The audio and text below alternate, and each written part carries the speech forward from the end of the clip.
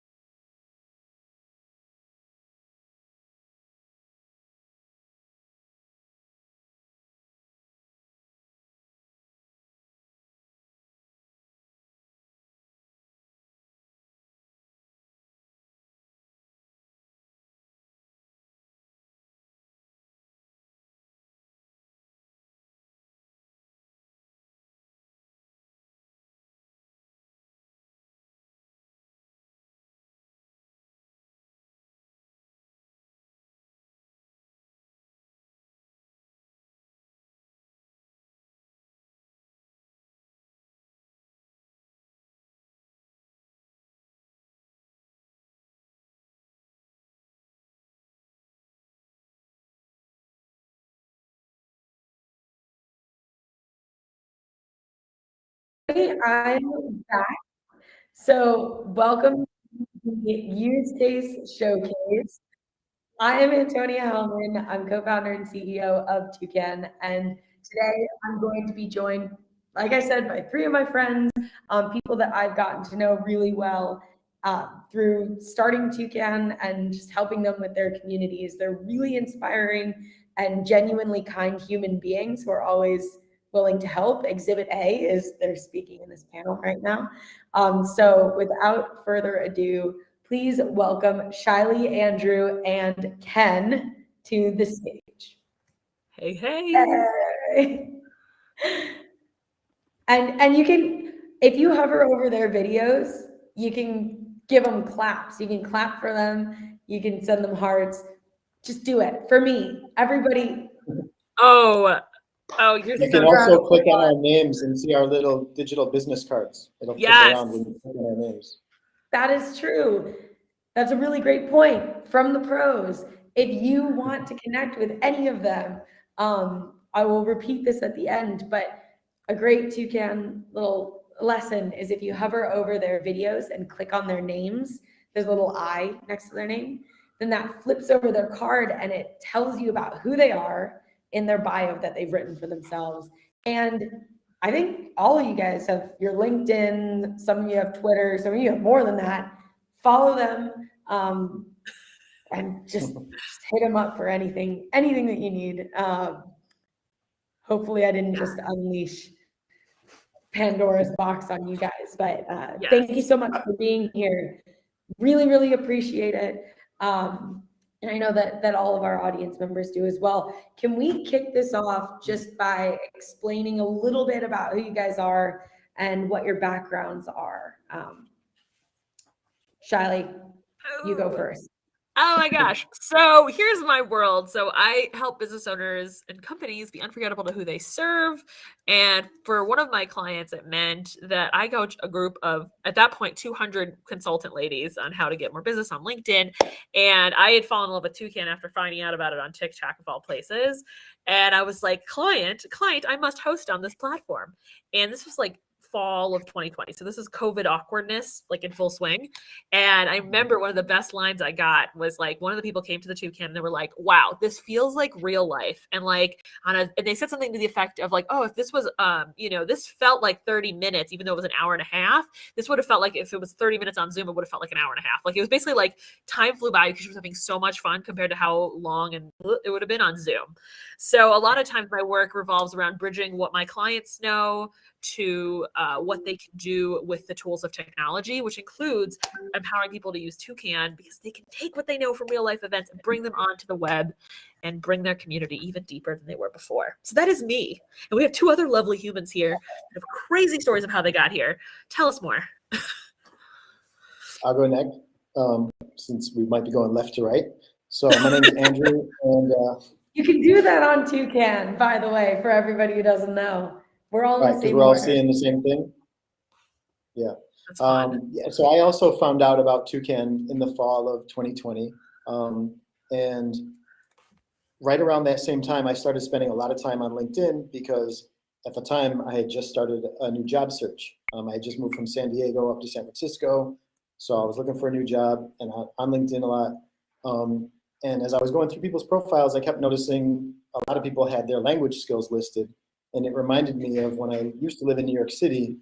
I used to have the opportunity to speak with all kinds of different people in different languages, and I really enjoyed it. And now that I was stuck at home all the time, I was basically only speaking English, and I kind of wanted to get that joy of language back in my life. And then when I found out about Toucan, I was like, wow, this platform opens up some possibilities that I haven't seen with other platforms like Zoom or Google Meet. I'll go into more detail later, I think, during the Q&A or during the panel. But basically, I ended up starting this community called the Multilingual Monday Meetup. On average, we have events about once a month. And I can't imagine doing that on Zoom or Google Meet. It wouldn't be the same. I wouldn't bother. But with Toucan, the flexibility and some of the unique features really make it like a cool experience in a couple different ways. So I'll talk more about that later. But also what I do for work, I work at Square right now, and I'm hoping maybe to transition into the electric vehicle industry. So if any of you know about an opportunity for that and you want to help me out, as Antonia mentioned, you can get at my LinkedIn info right here under my name. Thanks. Thanks, Andrew. Ken. Okay, I'm the last one here. So I'm Ken Newby, and I am one of the founders of a safety consulting business. So we consult with companies on safety in the workplace at different levels, sometimes very high end, a high level, and sometimes in the trenches, in the field. So occasionally we're on site. A lot of times we're giving advice. And almost all the time, we need to collaborate to figure out the best way to fix the mousetrap for this client. And that's where Toucan really came in for us. We were looking for a virtual office setting. I was a little bit later. I was February of 2021. So apparently I'm behind the curve on you early trenders. And we were using Google at the time, which was functioning okay. But that's not good enough for us. And what we needed is something that was going to help us collaborate and get us to the creative solutions we needed for our clients. So what Toucan really brought is our virtual office setting in a way that really mimics how it is that we are when we're in a physical office. And with the whole social set of rules and everything that comes with it. When I talk, I'll talk about that more later, how that's working out. Thanks, everybody. So one thing that I love about one thing that I love about having all three of you is that you use Toucan for very different things. So I was wondering if you could each dive in on how you've used Toucan in the past, so Shiley, maybe with your clients, Andrew, with your community, specifically about building your community using Toucan, and then Ken with your office, that would be great, because I know that people here, the attendees here have, they all fall into one of those buckets. Whoever wants to go first. I'll go first, I guess. So as I mentioned earlier, I created this group called the Multilingual Monday Meetup Group after finding out about Toucan. It was almost like discovering the Toucan platform made something click, that there was like something I wanted to do, but I didn't really think about doing it until suddenly I saw a tool that would make it possible. And so what's, I'll try to lay it out quickly.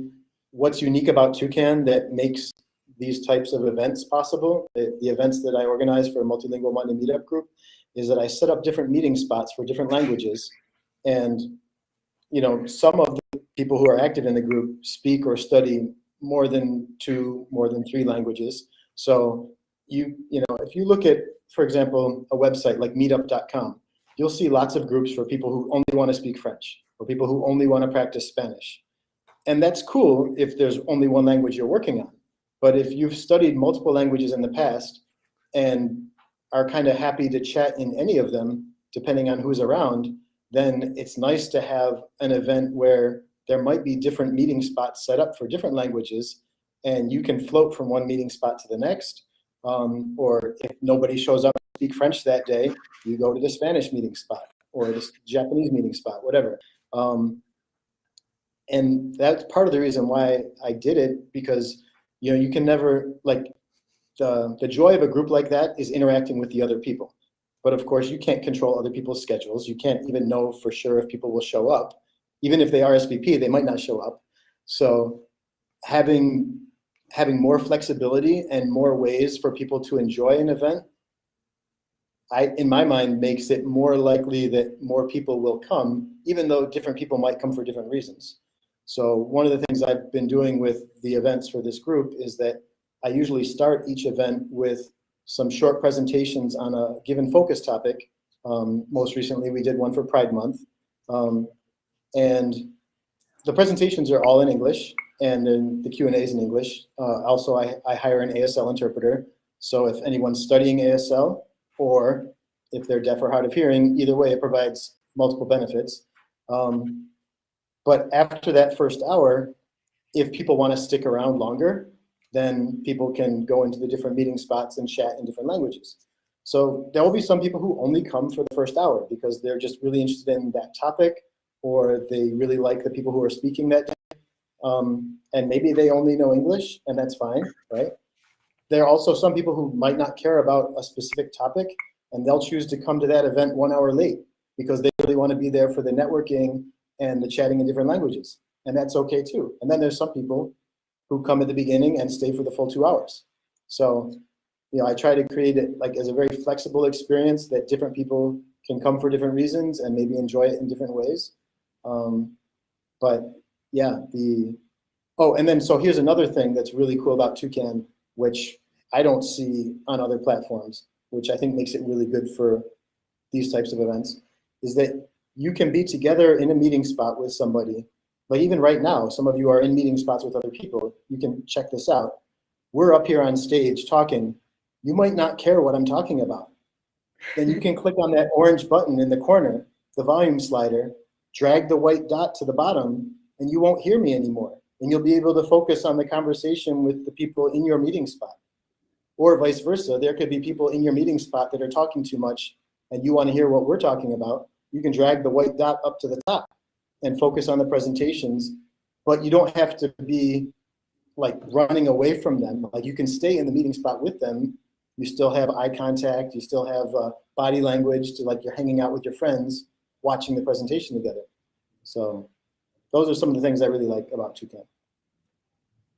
Next. That was great. And you introduced so many different features of the platform just in that one answer. So I just wanted to clarify a couple of things for people. Meeting spots are those circles that you see floating around that have labels on them. So that way you can put a little bit of structure into what's otherwise a really unstructured social environment. So you can have almost labeled tables where people can go and talk about specific topics or meet people who are interested in blank or participate in this icebreaker activity.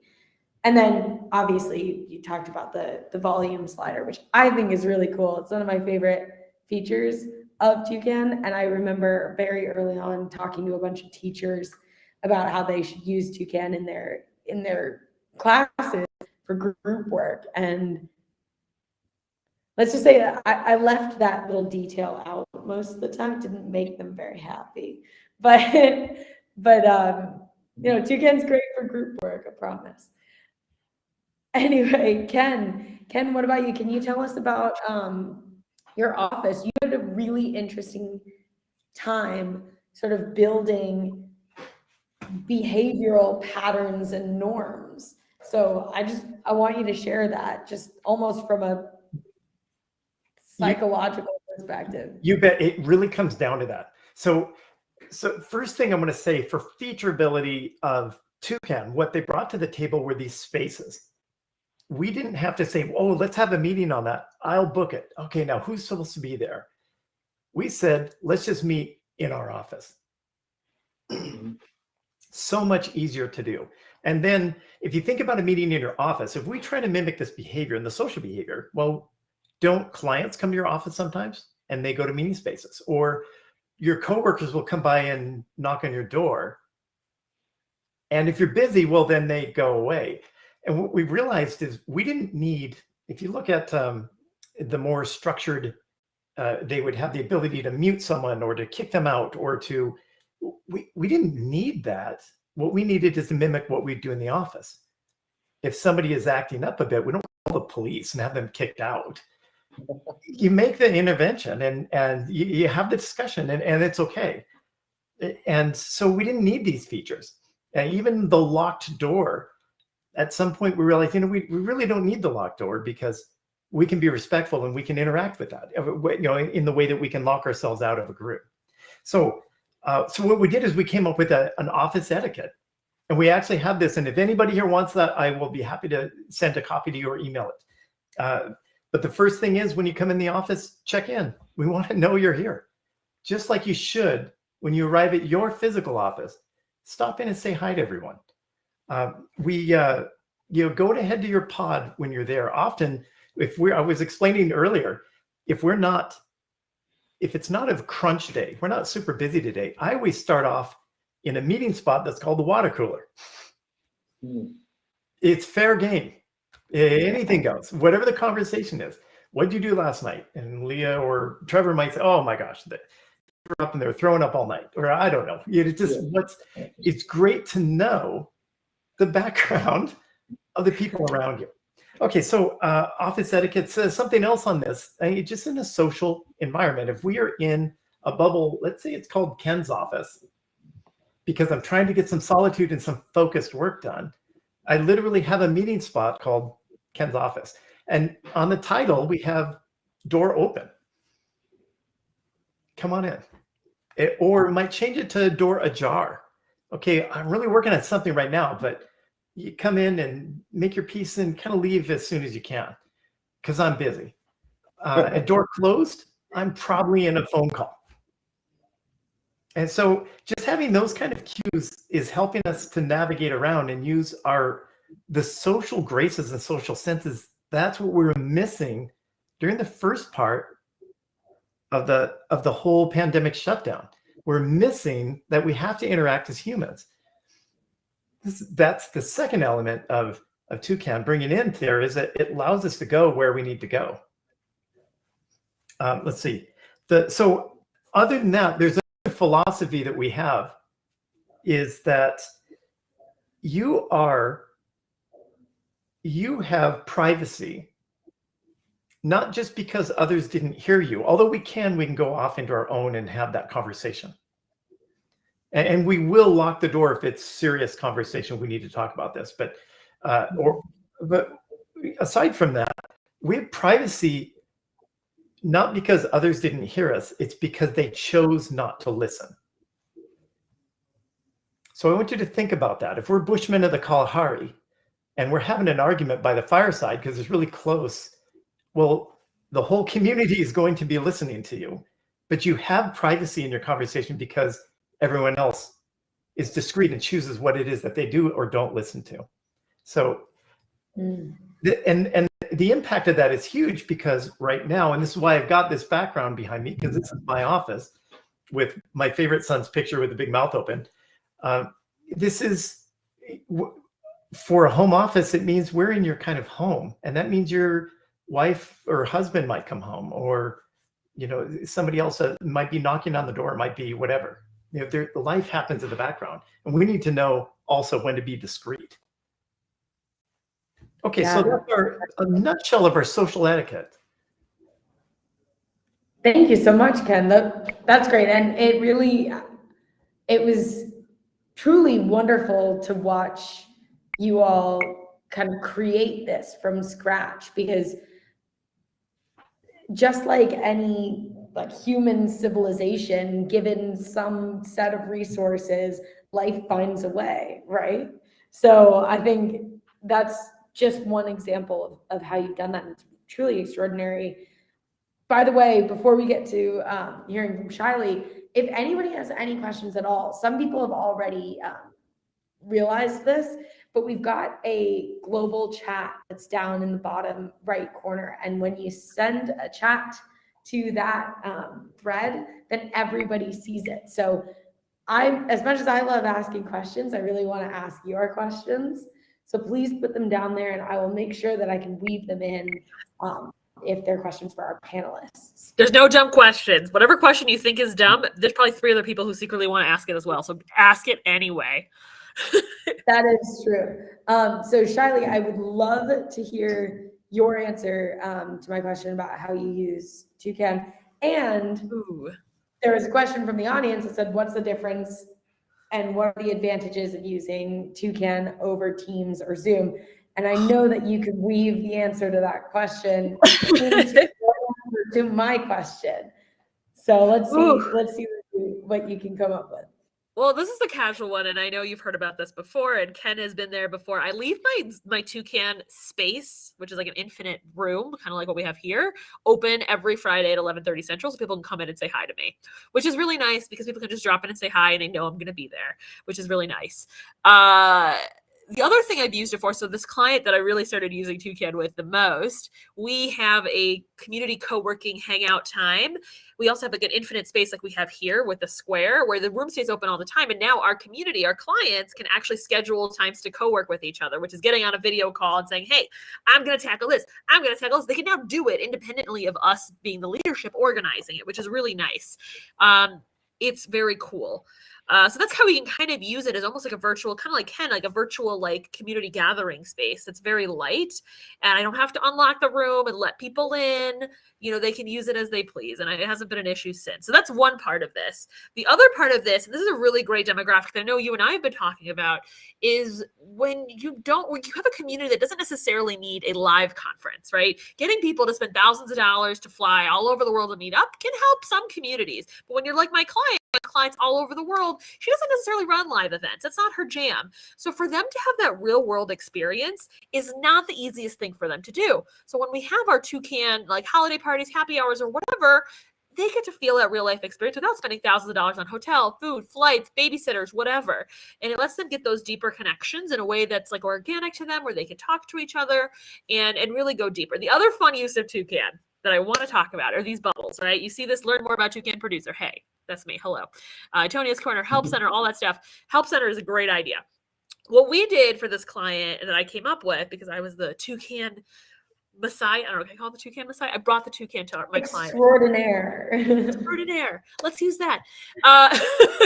But I loved that people could choose their own kind of icebreaker and they could go as deep or as light as they want. So let's say right now, if I wanted to create an icebreaker bubble, I could say, tell me about how you got started in your career. I could also say, what's your favorite ice cream? I could also say, tell me your deepest, darkest secret. Those are 3 very different icebreaker choices that people could then see and like join into the bubble and have a talk about. And so as we like broke up the event and had different chunks of like speaker free time to talk to each other, speaker, free time to talk to each other. We could also pop in new icebreaker topics, including my favorite one that our clients loved was the bubble that was titled Introverts Unite. Filled up instantly. Like if I could tell you how fast I saw that room fill up, it was hilarious. So that's a fun way that you can make this a choose your own adventure thing without, and this is something I'm always working on, without having to feel like you're overly on top of your guests. So that's how I love to use it. Would love your questions. I think that's incredible because really what's at the core of any Toucan experience is just finding common ground with people. And that's a perfect example of how one really simple, really small thing that an event host does can bring people together in a way that makes them feel so comfortable. And I've also heard from so many people that they say, you know, I actually get really anxious at in-person events. And I get even more anxious on traditional video conferencing platforms like Zoom and Google Meet, Teams, because I have no control and I'm in front of everybody all the time. So anything I say goes to everybody. So I need to be really, really sure that what I'm about to say is worth everybody's time. And that's stressful. That's really stressful. And I've experienced that, I know. And so on Toucan, the whole point is get into a group, a smaller group where you feel like you can actually speak up, because what you have to say matters. What you have to say matters. And we want to make sure that you actually feel like you can say it. So that's, I think. Tony, I'm going to jump in now to kind of piggyback off of what you were just saying, but also in a way answer the question from the Q&A. Yeah. You know, like how is Toucan better from other platforms like Zoom and Teams and stuff like that? So another feature that to my knowledge, is unique to Toucan, which is especially great for people who are shy and not comfortable speaking in front of a bunch of strangers, is, you know, like, okay, we know other platforms have breakout rooms. No other platforms could have a favorite ice cream breakout room and a deepest, darkest secret breakout room. But what Toucan gives you that I haven't seen anywhere else is the ability for any attendee to create their own brand new conversation circle just by clicking on another person, somebody that they know, somebody that they'd like to meet, and then suddenly you're in a conversation with just two people, or maybe one person joins, and then it's just three people, right? You don't have to choose from the existing meeting spots that might already have 5 to 10 people in them. I mean, you can if you feel comfortable, but say you're shy and you just want to talk to people one-on-one, you don't have to look for a meeting spot that only has one person in it. You can look for a person who's maybe not in a meeting spot and try and talk to that one person. And then if you want it, as Ken pointed out, if you want the privacy, you can click the do not disturb thing and get the little red circle in the middle. But, or chances are just the two of you will be talking and maybe no one comes to join you. That's okay too. So that sort of flexibility, I think, is really game changing. Also to get, I think another feature that distinguishes, like say you're comparing meeting spots in Toucan to breakout rooms in Zoom.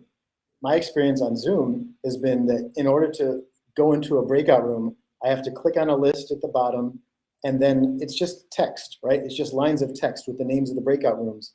You don't really get an indication of who's in there, or maybe how many people are in there, I don't know, but it's very text-based. And I like the fact that Toucan is more visual. Like when you look in the larger screen and you see a meeting spot, if it's empty, it's obvious nobody there because you don't see any other circles connected to it. If it's a meeting spot that has 3 or 4 people in it, you'll see the meeting, the icons of those people, whether it's their profile picture or maybe a plain gray circle if they're new on the platform. But either way, you get some indication of how many people are in the meeting spot, who they are. That might help you choose which meeting spot you want to go into. And then also when Ken was talking earlier about etiquette and about privacy, 2 other things came to mind. With regards to etiquette, this is another reason why I really like using Toucan for larger events like the Multilingual Monday Meetup. When I think about events on Zoom, usually what happens is that there's a curated portion of the event, and once that part has ended, either the event ends abruptly, like because the moderator or the organizers just end the event and everybody's instantly cut off. No chance to say goodbye. As you know, Ken was saying, oh, it's nice to say hello to people when you arrive, say goodbye to people before you leave. You often don't have that opportunity on Zoom or other platforms. And so like when when you schedule an event on Toucan, say you're not using a perpetual space like we're in right now, there's a 2-hour limit, but I schedule my event to only be curated for 1 hour and then leave the other hour as kind of like a buffer at the end if people want to stick around longer. I'm not going to cut people off at the 1 hour mark. I'll be here. People can leave when they want. And a lot of, if 20 people come to hear the presentations, maybe 10 of them leave as soon as the Q&A is done. But another 10 people will be chatting and networking and kind of leave gradually, but I don't have to kick people out. And people get the chance to say goodbye if they want to. So that's the etiquette part. They can also stay there. They can also stay there after you leave. So Correct, that's a question that I get asked by people who are used to other platforms. They're like, "Oh, can I leave?" And I say, "Yeah, of course." Yeah, that's a good point. Like I don't have to stay there. I can schedule it for 2 hours, and I can still leave after 1 hour. But people who are there, or whatever, like the event still goes on for the 2 hours because that's how I programmed it. That's a good point. But when Ken mentioned privacy, I wanted to point out what I also think is a key difference between Toucan and other platforms. Privacy, but also regarding to people being shy. It's like when you come into an event on a platform that's one of the grid-based platforms, that's what I like to call it, like Zoom, Google Meet. If there's 9 people there and suddenly a 10th person shows up, the grid resizes. It becomes really obvious that, hey, this person showed up late and hey, look at them, right? But in Toucan, it's not like that. Like when you show up into the event or the space, you're just kind of a circle floating around independently from the other people. People aren't necessarily going to notice you. They're not going to see your video right away. They're not going to hear your audio right away. Only if you join a meeting spot or go into presenter mode. But otherwise, you can be floating around the space or the event and have a little bit of privacy, even if your camera and mic are on. As long as you didn't join another circle or meeting spot, nobody sees you or hears you. So it's a way to kind of enter discreetly and then decide what you want to do before you're suddenly face to face with other people. It's a great point. Ken, did you want to jump in?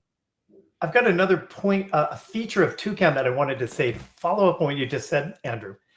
When the speaker is speaking, there's a ring of light that is flashing around that person. The way Toucan is doing this, if you notice, when Andrew was speaking, Antonia appropriately interrupted, took the conversation back, and then Andrew appropriately pulled it back to him. What I'm saying is it's a little more intuitive to how it is a normal conversation is. And for the super shy, that's really hard. This whole Zoom talking over each other, it's very uncomfortable. We didn't feel that's happening here within Toucan. Much more natural. Well, thanks, guys. Yeah, that's one thing that was kind of one of the stipulations that I had when we were first building Toucan. There were two big ones. First is we needed to have crosstalk. So I'm so sick of on those grid-based platforms. One person starts talking, somebody else starts talking louder, then the original person cuts out. Because only one person can be talking at a time. That's how those work. It's one person talks, everybody else listens. And so crosstalk is a big priority. The other one, which we mentioned really early on, is that everybody's in the same pattern. Everybody's in the same orientation on your screen. Not necessarily the groups and where they're floating around, but the way that people are organized in your group. So that way you don't have to have those awkward moments when you're saying, well, okay, who's going to go next? I didn't get that. So is Ken over here and Shiley's over here? Sorry, Siri just popped up. What's up, Andrew? No, I was saying, so am I right in saying that Ken is over here and Shiley's over here? You're mirrored. Oh, darn it. Oops. Yeah, pointing to the left is actually pointing to the right. So I believe I'm pointing at Shiley right now. But that's just because we're on video. Yes. Right. and that's just the reality of it. Shiley, Yeah. I'd love to ask you, because got you mentioned that you found us on TikTok. I in the know, right? beginning. Weird. Were there any hesitations that you had about using the platform at all? And did those actually prove to be issues? And if so, how did you get over it? If not, then how did you learn that everything was okay? I want to know about the thought process of adopting a new platform. Oh, so this is the scariest part. And if you can relate, you'll let me know in the chat or with hearts or whatever. Is that like, was the technology going to work for people? Was anyone going to glitch out? Was anyone going to use it on a mobile device that wasn't the most optimized for the event? And like, would they like panic and just be like, I don't have any way to get help? That was a really scary thing. So we wanted to make sure that we made it as crystal clear as possible how to use the platform. Conveniently, if you go to Toucan's website, there is a section that has all the details that explains exactly what this thing is like. And there's also a beautiful interactive demo that is basically looks just like a real Toucan experience. So with all those tools, it makes it a lot easier to just tell the guests, like, this is what's going to happen. The best part, though, is that now that like this particular client that I've used Toucan with a lot of her people have already used it a few times. It's easy peasy for them, right? It's that first getting people to try it out for the first time that's hard. If you're a new host and you're like, I want to do something, I mean, you need to be nervous to be like, oh my gosh, do I invite all my people here? You always want to test it out. Bring like 5 of your colleagues, like Ken does, and bring a few people, see how it feels, and they're going to help make sure you have a good experience. If you're already a seasoned events host, you know to do this because you're an event planner. You try things out, you make sure things work. You can also bring on someone like one of us that can help be your technical cheerleader, handholder, producer type to make things better.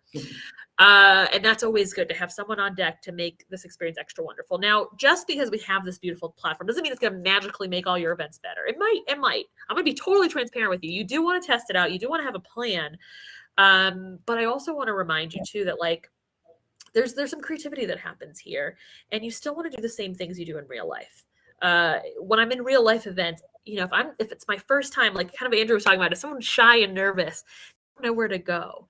I can go in and say, hi, I'm Shiley. Welcome to this event. I have your back. Or let me introduce you to someone just like I would in real life. And I don't want you to forget those elements of the human kindness connections that you can do with people and what the magic is of greeting people individually. And if your community already has that ethos, then it transfers right here on Toucan, right? It deepens how close you can get with people, and it gives them trust to own their own experiences. And that just melts my heart. So test it out. Oh, and you can always talk to me. I'm happy to brainstorm Toucan ideas with you. I've already sent my link out to a wonderful human in here. But yeah, I love this thing. It makes me feel like I'm in real life, even when I'm across the pond. Antonia's somewhere else in the world right now. It just feels like she's with me. That is true, actually. Let's go around real quick and say where we are, because it's kind of amazing how we can all connect like this in real time, feel like we're all together. I feel like I've met all of you. I've really just kind of hung out online on Toucan. So right now I'm in London in the UK. So I'm really far. Yeah, and I'm in I'll be there Chicago. on Sunday. What? Sorry, I didn't mean to speak over you. No, Wait, where are you? I'm in San Francisco right now, but I'll be in London on Sunday. Oh, Okay, all right. Selfie moment. Yeah. I'm in Edmonton, Alberta. So Montana border, turn north for 6 hours. So Canada. So we've got a lot of places. It really is about kind of making it feel like it would feel if we were in person. The whole goal of Toucan wasn't to recreate real life at all, because that just makes people sad, I think. We're not going to give you an avatar and have you run around and collect fruit or something. We want to make sure that you're feeling like you're in person, and that's really the most important thing. One more question. Oh, yes, Ken, please, and then I'll make a comment on that. Feeling like you're in person.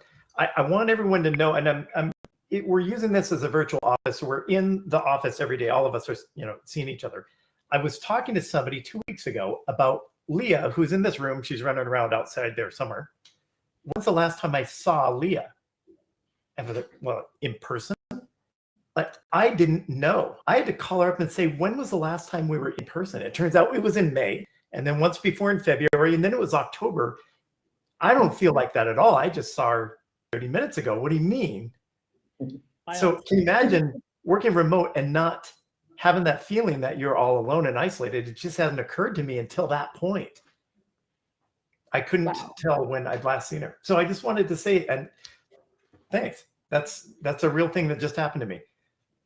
Wow. Well, that's great to hear. I recently actually, so my whole team building Toucan has always been fully distributed. And we built Toucan because we needed Toucan.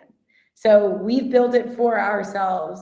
As we've grown and developed as a team, Toucan has grown and developed as well. So I feel the same way, Ken. I recently met one of my co-founders that I've been working with every day for the past 2 years.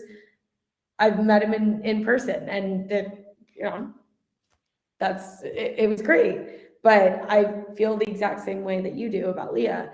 One last question, and then we're going to close this section out, but our speakers and panelists will be floating around the space. So please bombard them, talk to them, tell them how wonderful they are, and ask them questions.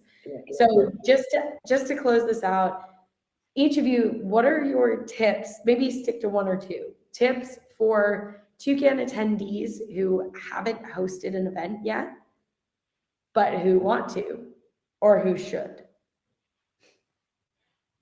I'll go first. Go for it. I think one thing to make it, talk about minimum viable product, start simple. I would especially if you have a particular brand or company or group that you want your event to be associated with, I recommend setting up a perpetual space, like what Ken and Shiley mentioned. I also have created one for the Multilingual Monday meetup group. It's just toucan.events/Monday. And what's really nice about it, even if it's not always going to be the thing you use for your events, you can have it set up. You can already have some meeting spots set up within it to experiment, to show people. And then you also don't have to worry about the 2-hour time limit. So if it's your first event and you're not sure you're going to start on time, you're not sure how long people are going to stick around, doing it in one of the perpetual spaces just kind of simplifies it. And you don't have to worry about if we decide, we got to cancel, we got to reschedule. You don't have to recreate all the meeting spots because they'll still be there. Yes. You can lock and unlock the space, put a passcode or not, up to you, but it really helps a lot. Yes. I'm going to yes and this because I love having a space. Mine is just Hakimi 45 at the end, and I use it all the time. Ken has come to my Friday 30-minute hangout, so people can just jump in and jump out whenever they want. But it's also great because I now have the same link over and over again. If somebody wants to come early, they're not waiting for me to lock them in or lock them out. If my friends show up while I'm out of town, they can all make friends with each other. It's great. The best part for me is that administrative tasks are very, very stressful for me. So having a recurring event takes a lot of planning. If you're a good event marketer, you know how much marketing goes out. And I said, you know what? This isn't really an event. This is very casual. And so what I've done is I've created a calendar invite that just includes my link, and it just goes out every single week that if somebody wants to come, they know it's there, which makes it so much less legwork for me that I could automate it because the link stays the same and the link is always open, right? So that's one of my best hacks. Use the space and just use it for your things. What do you got, Ken? Okay, so my thoughts are open it up and just do it. Plan it with your friends, pull them in. Who is the people that you would have that would help you to evaluate and judge it? Pull them into the space and talk about it, plan it while you're doing it. Just do it and be there with them. And you'll get the people that you would want for the feedback, have them in the room with you. Do it there and just start, just do it, which is what Shiley would tell me. Just post it. Just do it, right? Ken is awesome. That is a lovely mantra to end on. Thank you guys so much for being here. Really appreciate all of this wisdom. You guys know practically more about Toucan than I do, so I love learning from you. By the way, anybody who wants a super cool kind of use case for Toucan that we didn't quite get to in this presentation, Ken was just mentioning something really cool that he recently experienced on Toucan. So we're gonna go off the stage now, but jump into a group with him to hear more about what happened. We're all really happy to talk to you. Please come back to our socials because we're always hosting these and we always want to meet you. Again, thank you so much, Shiley, Andrew, and Ken. I'm Antonia, CEO of Toucan. Please come chat with us and ask us all of your questions. Yes. Thank you so much, everyone. And also, I'm putting my link in the chat. If anybody wants to talk to Toucan and brainstorm ideas, I put my link in the chat. Exactly. Thank you, everybody. Bye. Bye. Oh, let's get off stage, friends.